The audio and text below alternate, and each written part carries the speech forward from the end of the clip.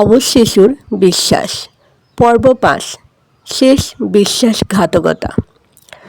আরিফ ভেবেছিল হয়তো সব কিছু আবার ঠিক হয়ে যাবে। সে নিজের মনকে বারবার বোঝাচ্ছিল একটা পরিবার ভেঙে দেওয়া সহজ, কিন্তু একটা পরিবারকে বাঁচিয়ে রাখা অনেক কঠিন। তাই সে নীলাকে আরেকটি সুযোগ দিয়েছিল। সে চেয়েছিল রায়ানের মুখের হাসিটা যেন কখনো হারিয়ে না যায়, কিন্তু সে জানত না যাকে সে ক্ষমা করেছে সেই মানুষই আবার তার জীবন ধ্বংস করার পথে এগিয়ে যাচ্ছে। দিনগুলো বাহিরে থেকে স্বাভাবিকই চলছিল। আরিফ কাজে যেত, রায়ানকে স্কুলে নিয়ে যেত, রাতে ছেলের সঙ্গে গল্প করত। রায়ান আবার আগের মতো খুশি হতে শুরু করেছিল।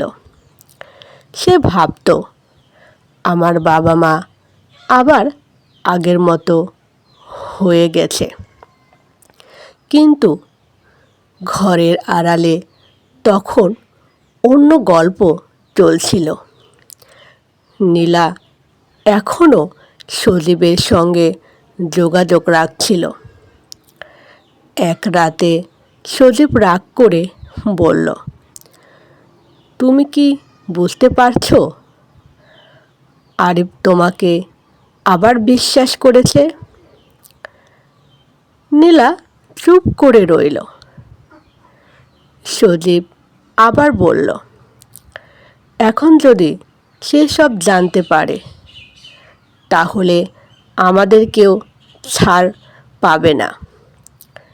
নীলা ভয় পাওয়ার গলায় বলল, আমি কি করব?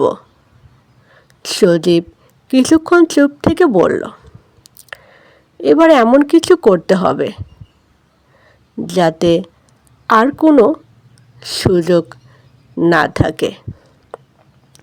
নীলার চোখে ভয় ফুটে উঠল। তুমি কি বলতে চাচ্ছ? সজীব কঠিন গলায় বলল, আরিফকে পৃথিবী থেকে সরিয়ে দিতে হবে। কথাটা শুনে নীলা কিছুক্ষণ নিচুপ হয়ে গেল। এক সময় যে মানুষ তাকে ভালোবেসে নিজের জীবন দিয়ে আগলে রেখেছিল,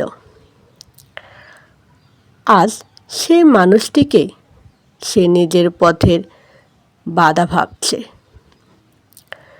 কিন্তু ভুল সিদ্ধান্তের পথে অনেক দূর চলে গেলে ফিরে আসা কঠিন হয়ে যায়। কয়েকদিন পর এক রাতে আরিফ বাড়ি ফিরতে দেরি করল। রায়ান বারবার দরজার দিকে তাকাচ্ছিল। মা, বাবা এখনো আসছে না কেন? নীলা কোনো উত্তর দিল না। তার মনেও তখন অস্থিরতা, কারণ সে জানত আজকের রাতে সব শেষ করার পরিকল্পনা করা হয়েছে। রাত অনেক হওয়ার পর আরিফ বাড়িতে ফিরল, কিন্তু সে বুঝতে পারছিল না তার চারপাশে কি অপেক্ষা করছে। সেই দিন নীলা অস্বাভাবিক শান্ত ছিল। আরিফ খাওয়ার পর রায়ানের ঘরে গিয়ে বসে। ছেলেটা বাবার হাত ধরে বলল, বাবা, তুমি সব সময় আমার সঙ্গে থাকবে তো? আরিফ হাসল, হ্যাঁ বাবা, যতদিন বেঁচে আছি। রায়ান বলল, তুমি পৃথিবীর সবচেয়ে ভালো বাবা। এই কথাটা শুনে আরিফের চোখে পানি চলে এলো। সে জানত না এই মুহূর্তগুলোই হয়তো তার জীবনের শেষ শান্ত মুহূর্ত। মাঝরাতে হঠাৎ বাহিরে শব্দ হলো। আরিফ ঘুম থেকে উঠে বাহিরে গেল। চারিদিকে অন্ধকার। সে কিছু বুঝে ওঠার আগেই তার উপর আক্রমণ হলো। কিন্তু এবার আরিফ প্রস্তুত ছিল।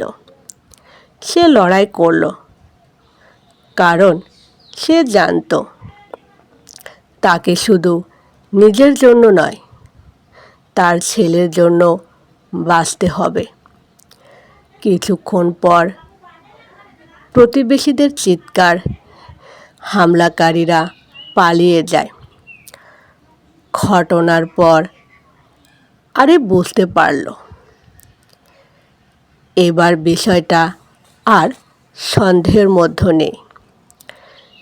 কেউ তাকে বারবার শেষ করে দিতে চাইছে, আর সে কেউ তার খুব কাছের মানুষ। পরের দিন সকালে আরিফ নীলার সামনে দাঁড়ালো।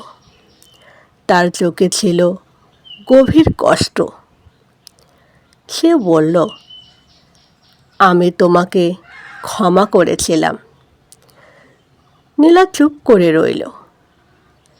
আমি ভেবেছিলাম তুমি ভুল বুঝতে পেরেছ। আরিফের গলা ভারী হয়ে গেল। কিন্তু তুমি আবারও একই পথে গেলে। নীলার চোখে পানি এলো। কিন্তু এবার আরিফের হৃদয় নরম হলো না, কারণ এটা আর শুধু স্বামী স্ত্রীর বিষয় ছিল না, এটা ছিল তার সন্তানের ভবিষ্যতের বিষয়। সে বলল, তুমি আমার বিশ্বাস ভেঙেছ, কিন্তু সবচেয়ে বেশি কষ্ট হচ্ছে তুমি রায়ানের বিশ্বাস ভেঙেছ। রায়ান দরজার পাশে দাঁড়িয়ে সব শুনছিল।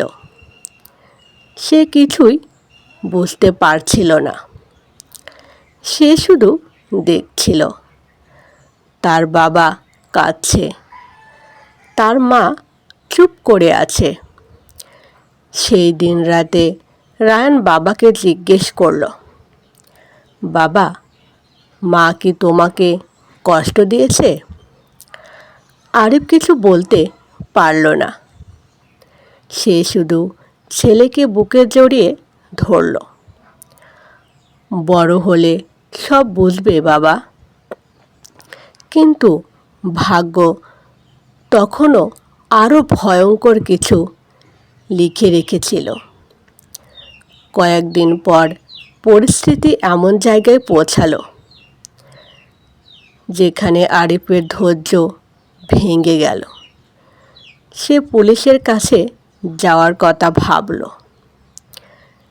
কিন্তু তার আগেই ঘটে গেল এমন এক ঘটনা যা কেউ কল্পনাও করেনি।